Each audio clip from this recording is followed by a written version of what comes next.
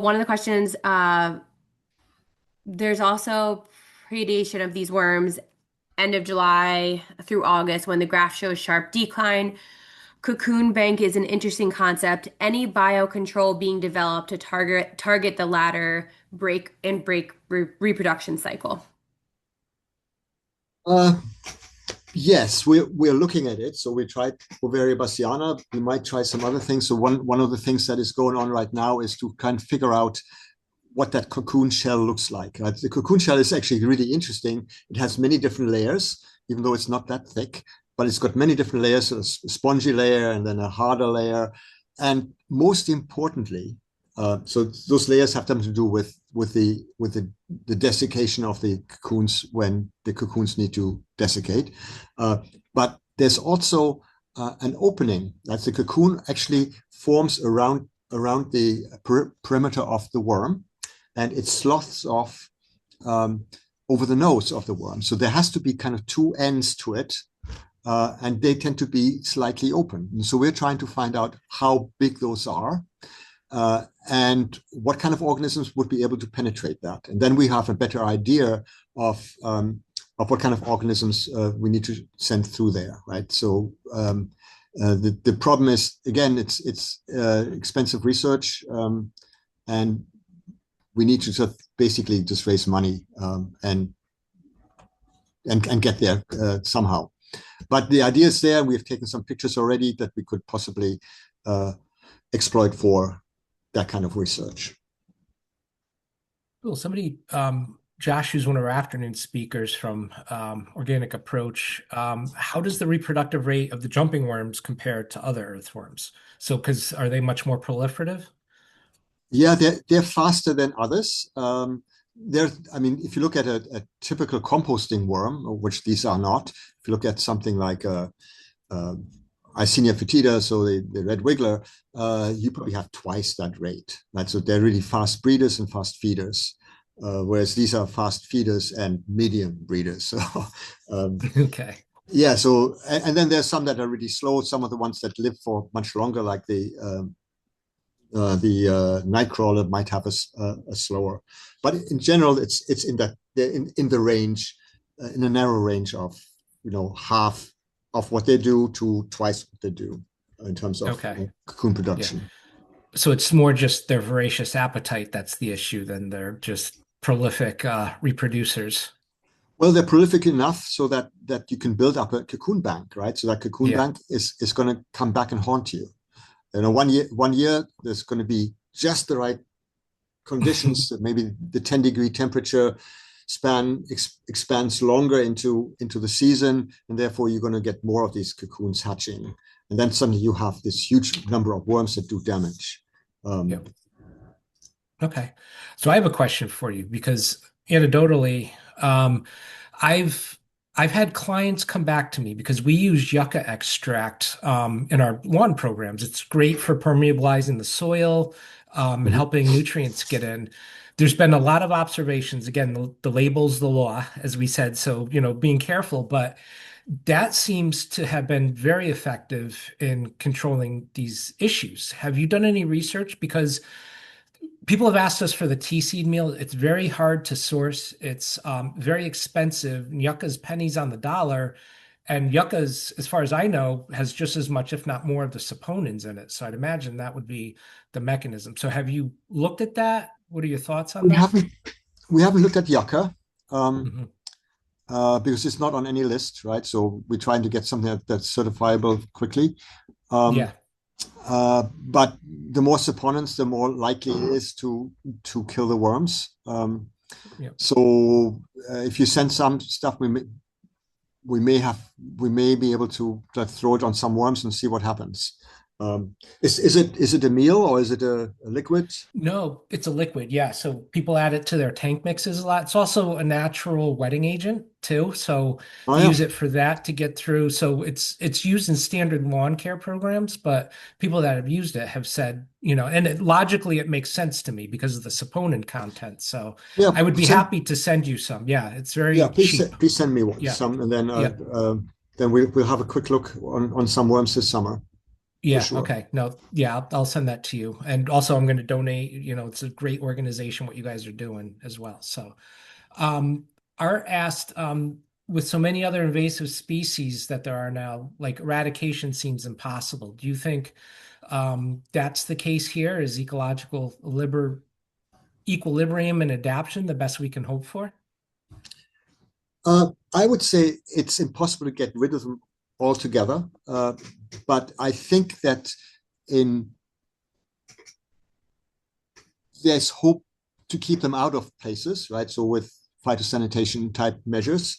And there's hope that maybe even in a garden you might be able to get rid of them over time, right? So it might take 5 years of application of something, and maybe have some other supporting management that goes with it, like solarization, maybe tilling a little bit, um, that kind of stuff. That then you reduce the cocoon load a lot, and eventually I think you can, in a small place, you can get rid of them.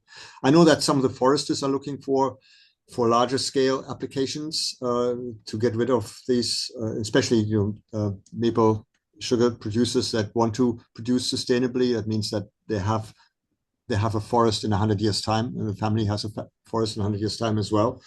Um, all that, yeah, I think it's possible. I think the most important part is to identify areas that are at risk.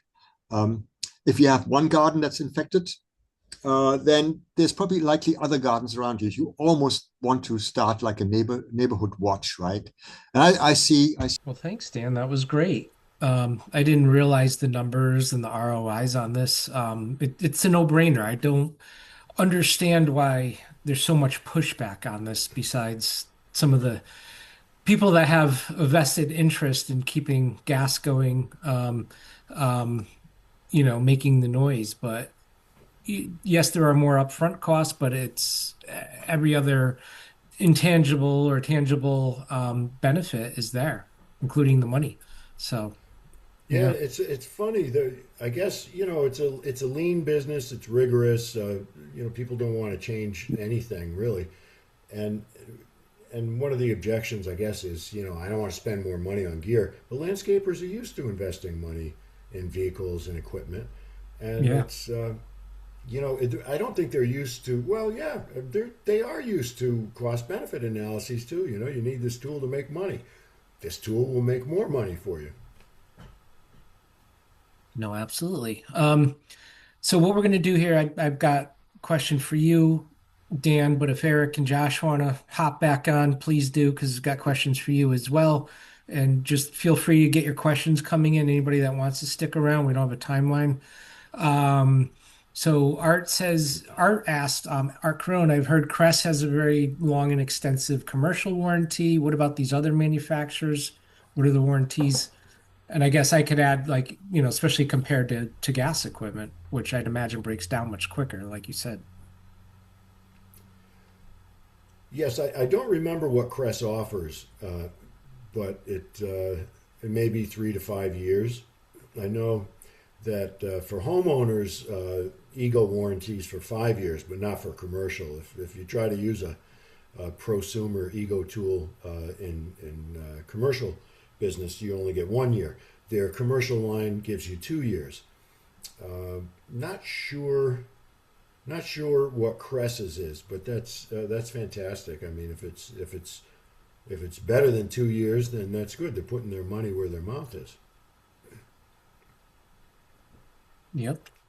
Um, so I have a question. Art says 5 years commercial. That sounds outstanding. All right, that is fantastic. Um, the rest of these, I think, are more soil based. So if any of you want to chime in, Dana says at church they built a post and beam outdoor chapel within a wooded glade. To make it accessible, they begun to construct gravel pathways. So for the arborists, we have cut through numerous root systems of maples in the process. What could we do to help these roots recover from the disturbances? Do you guys have, as arborists, have any suggestions?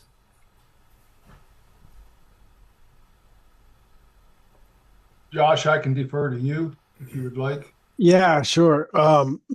At the risk of getting laughed off the screen, if you could have avoided cutting them in the first place, that would have been tremendous. But now that the deed is done, there are plenty of things that we can do. Um, the very first thing that I would do is what does your soil look like? Where do you live? Is it sandy? Is it loamy? Do you have a clay substrate? What can we do to rebuild roots that we have cut through? You have one thing on your side and to your advantage, and that is maples, generally speaking, are very fast growing. So a Norway maple is going to be a weed tree to many climbing arborists because they grow so fast and they have so much fungi that like to core up through the center of their stems that they become unsafe to climb because of their lever structure. Um, I personally love them. I think maples are great. I think the fastest growing and the slowest growing among us both have something to offer. The slowest ones, they give us the perspective of time, and the fastest ones give us the perspective of youth and vitality. So, if we have youth and vitality on our side, then why don't we take advantage of it? And if your soil is workable at all to any extent whatsoever, make sure that you backfill loosely, tamp ever so slightly by foot, but not with a pneumatic tamper, layering in lifts around the areas that you disturbed with maybe a product such as like EETP, which is one that we have. I'm sure there are other comparable products available on the market, but EETP is kind of a combination of finesse GVH, like we were talking about earlier, that feeds the microbial substrate in the soil and brings all of that life back after you have already disturbed it. And also mycorrhizal inoculum, so you have the probiotic and the prebiotic in the same package a little bit. If you dress very lightly with that in tamps rising as you backfill that area, then any of those roots that were cut, as long as they didn't have the introduction of too much pathogen activity or anything like that, they should recover. Maples, they do bounce back. They bounce back pretty well as long as you give them the care that they deserve. Josh, let me jump in real quick.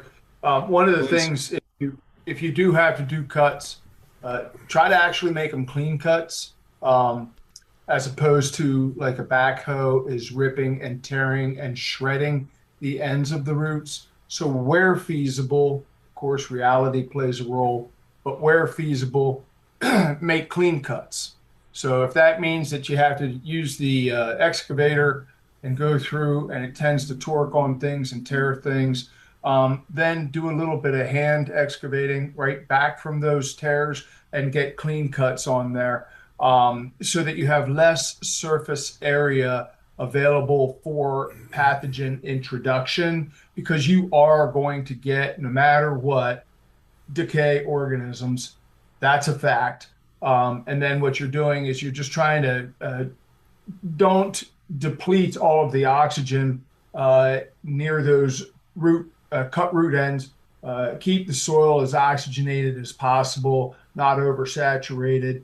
And then, like Josh said, introduce some sort of mycorrhizal inoculum, so that you can actually get your endo, and in the case of ecto, viable plants, ecto, but in this case endo, colonization, because the more we can colonize around those cut root ends, the more surface area we can allow those mycorrhizal, fungal hyphae to kind of exploit that surface area, which just simply excludes the pathogens from getting a foothold. I'll shut up there.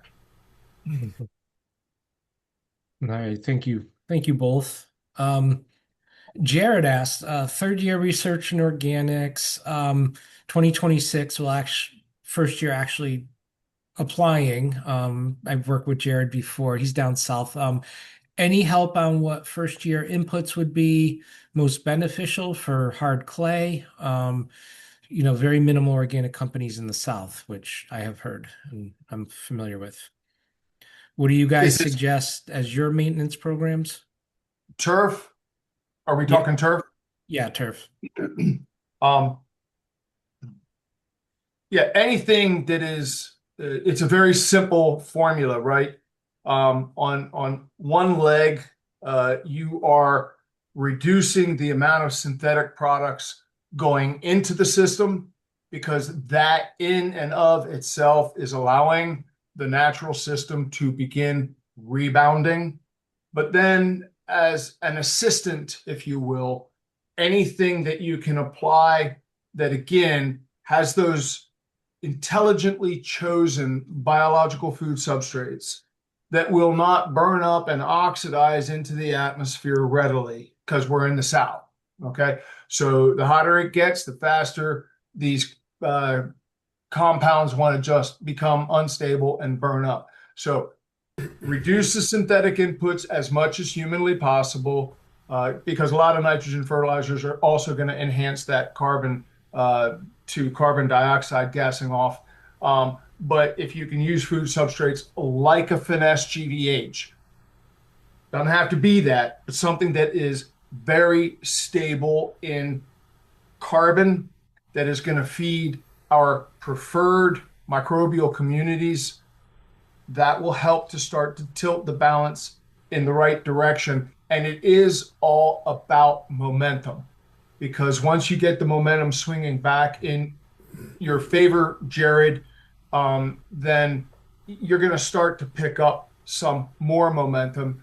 But as long as you're behind the 8 ball, that's where you'll stay unless you take action to get on the other side. Yeah, so I talked earlier this morning, Jared, and feel free to contact us. We have, a turnkey program that includes the organic approach influence or hyperlink and encourage combo, as well as the microbial inoculants. And we have a calculator for that. And if you want to add grub control and all the other things as well, we can help you with that. Just set up an appointment with us, Zoom or call, just because we get a lot of calls and we can't always pick the phone right up, but we will get back to you. And we're happy to help you with that for free. And like Eric said, too, with organics, you're going to be better off long term. Down south, you have different types of grasses, but the big thing is the soils and the heat. So obviously, anything to get organic matter. And if you think of organic matter as like a molecular sponge, not only does it hold nutrients in the soil, but also helps retain water. And using organic fertilizers as opposed to synthetic fertilizers is addition by subtraction. The reason being, synthetic fertilizers are salt-based. So if you think of your salt shaker in the summer, it clumps up because salts are hygroscopic. They absorb water. So a salt by nature is going to absorb water. That's why people put rice in their salt shakers. Or we use desiccants in salt-based products. That's happening in your soil too. The soil starts to absorb the water away from the root systems as opposed to the osmotic effects that I think Eric talked about earlier as well. So, organic fertilizers will provide the organic matter and the carbon. They're almost exclusively, not in all cases, but for the most part, salt-free, so very low salt index. So you're getting organic matter, less salts, and you're getting, slow release just by the breakdown of the organics. But we can help you with that. Feel free to reach out. Anything else to add? Anybody? All right. Maria says, and I'm not sure where she's located, but my soil test shows extremely high phosphorus. Not sure how that happens because I do not add fertilizers, only compost and some wood chips. Area is also very low in potassium, and you must be in the Northeast because that's a typical soil profile in this part of the country, the eastern part of the country, with off the charts high phosphorus and lower potassium in general, not all lawns. Anything I could do to lower these to a normal level, I'll let you guys speak to that. It's going to take a long time to make that happen. but that phos is not necessarily going to be highly mobile. So if you were to take something outside of a soil test and you went and took a tissue analysis of the turf or whatever crop is growing in that soil, you probably will find that the phos is not off the charts in the tissue analysis. Let's assume for a moment that I'm actually correct about that. And if that's the case, what you can do is you can start to free up some of that phos by improving that microbial community at the foot of the plants in the rhizosphere. Some of the phosphorus solubilizing bacteria, which I'm sure Joe can speak to in quite depth. But you can start to mobilize that and get that, get some of that phos mobilizing into the vegetative matter of the crop in question, be it turf or whatever. And then while we are all of the mindset to leave the clippings whenever possible, you might try to haul some of the clippings away, which again, it's going to take a long time to get rid of all that phos, but it's not going to probably do excessive harm where it is, because it is tightly bound in most cases. That would be what I would say to that. You can also, excuse me, you can also free it up with humic and fulvic molecules, because they will literally mobilize the phos. Yeah, the phosphorus is, like Eric said, you don't want anything too out of balance, because if you think of the organic matter, the analogy I use is a golf ball with all the dimples, and there's so many binding sites. If you think of each of the dimples as a binding site for cations or positively charged, that's your macronutrients, potassium, nitrogen, phosphorus, and your micros like magnesium, manganese, boron, which is critically important, all of those.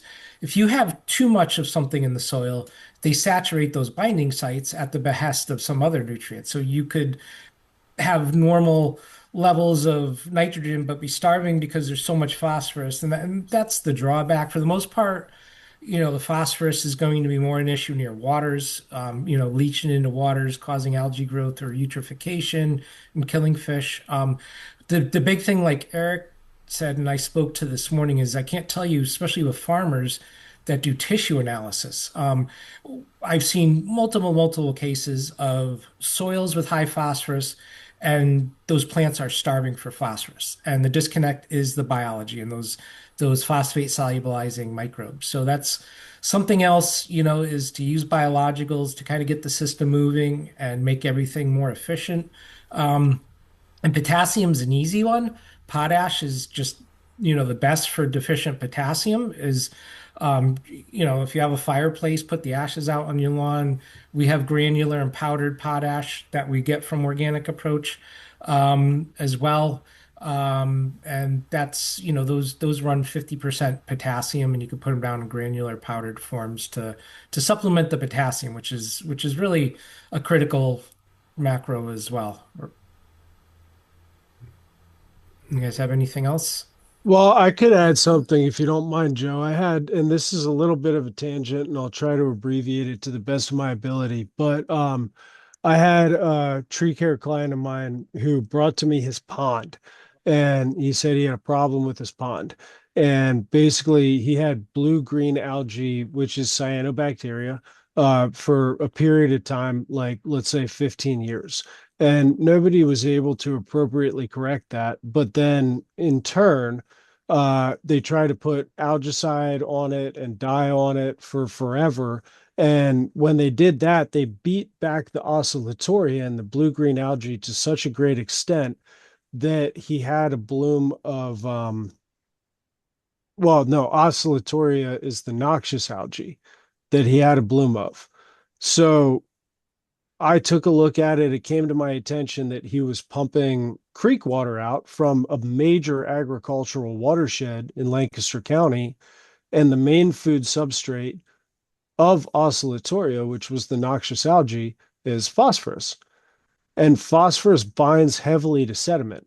So after runoff events from the creek that was a lower elevation than his pond, he was pumping all of this creek water in, carrying the sediment with it, to which the phosphorus was bound. And he was unintentionally feeding his own bloom of noxious algae. Mhm. So by remediating the phosphorus out of the system with humic acids and also gravitational separators and everything else, we were able to knock that food substrate out of the water column and get rid of his oscillatory issue within a matter of a year and a half. So phosphorus, generally speaking, is more tightly bound to sediment and to soils than other things are. It's less bioavailable until the point at which it gets released. So everything that my dad said about being able to measure it slowly and try to remediate it slowly and let it walk itself out over time, I believe is accurate. Yep. Yeah, I've dabbled in pond cleanups a little bit. It's very difficult and time consuming, but what we've seen is by adding these algaecides, which often kill, there is a lot of crosstalk, even though I see this with fungicides too. They're supposed to only kill fungal organisms, but they actually are antibacterial as well in nature. And the bacteria in the bottom of the pond are what are cycling a lot of these nutrients. So you may make it look good initially, but again, you're knocking out good guys as well, and you're breaking down the cycle, and you're actually perpetuating or making the problems worse long term. And these could be problematic. Down in Florida, years ago, we worked with people. There's an algae called microcystin down there. It's toxic to the liver. People die from swimming in water where these algae put out this compound, and it's due down in the Gulf because all the agriculture from the Midwest runs down the Mississippi, empties in the Gulf, and there's just all kinds of issues due to fertilizer runoff, nitrogen and phosphorus. So yeah, there's major issues. Besides, the smell put out from this and the dead fish and just, lack of being able to fish and swim. So definitely something, be careful with fertilizers, especially if you have water systems, if you have a pond or a lake near you. Um, Art was following that up.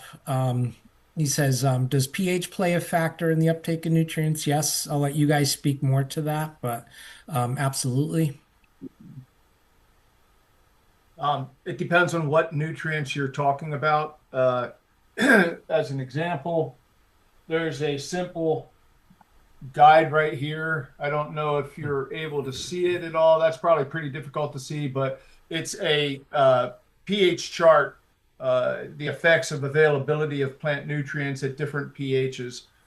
Pretty simple bar graph kind of thing, but it's helpful because if you're looking for kind of like a sweet spot, and the plant is not, let's say it's an oak that requires 5.5 or 5.3 pH to get the most micronutrients, specifically iron, say it's a pin oak or something like that, then having it up at 6.5 or 7 isn't going to be helpful to that tree.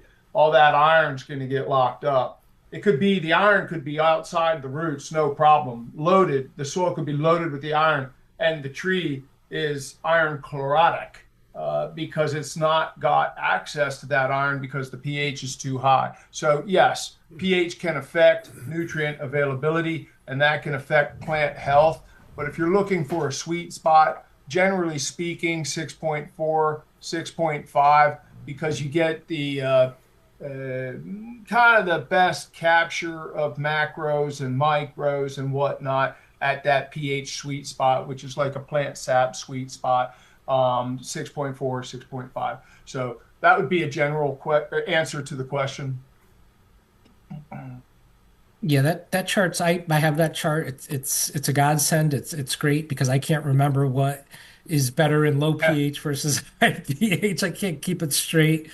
So I reference that all the time. Yeah, the problem that we deal with in this part of the country is the low pHs. I mentioned it before. I've seen pHs in the soil high fours, low fives. It's actually not that uncommon.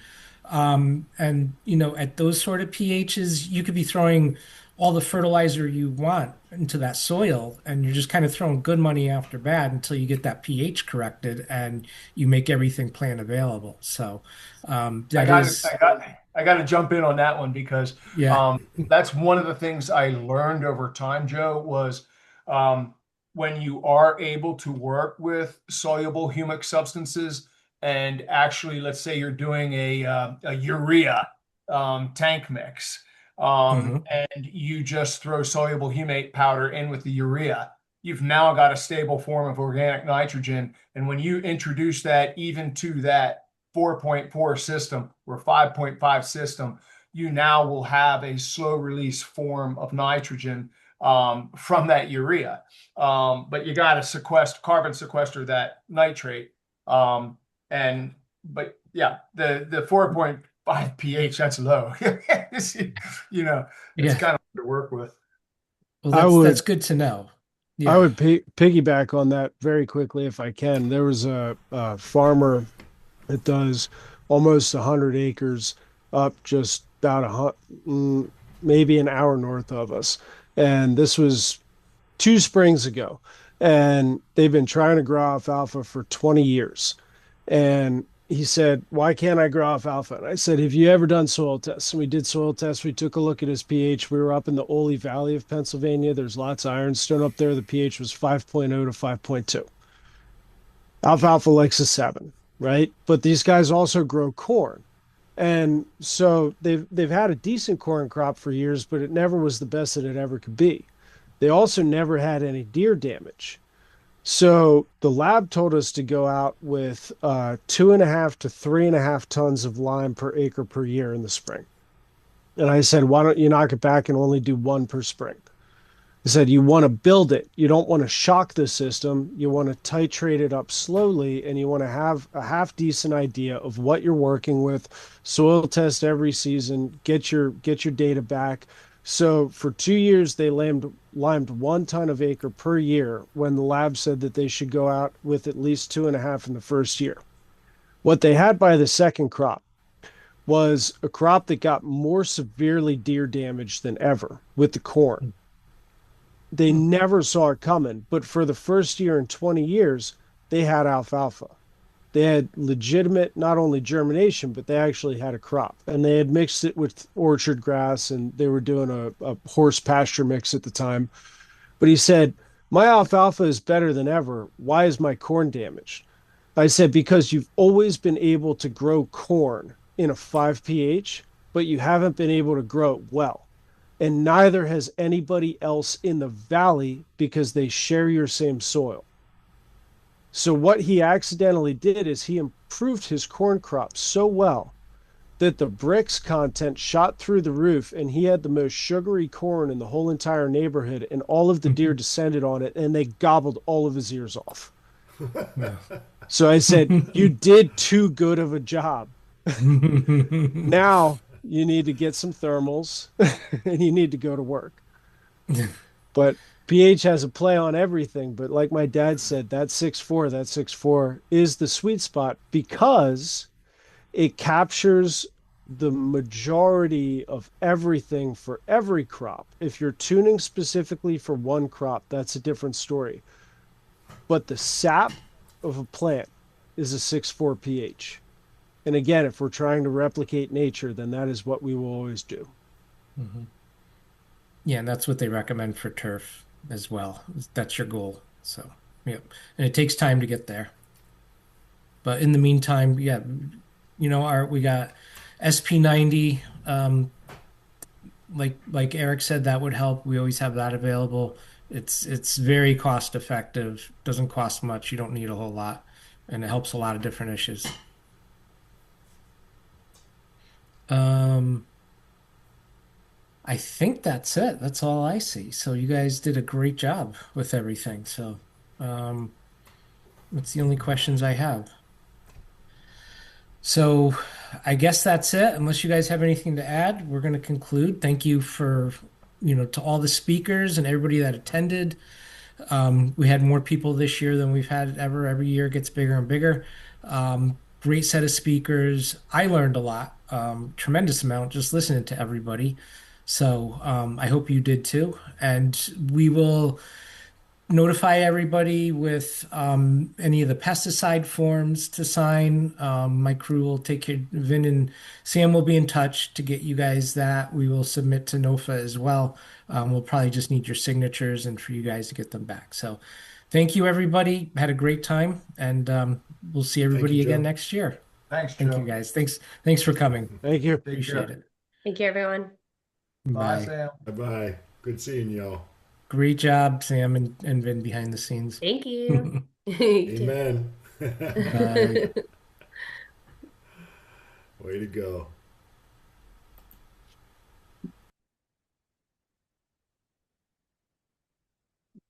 Hold on. Hold on. Hold on.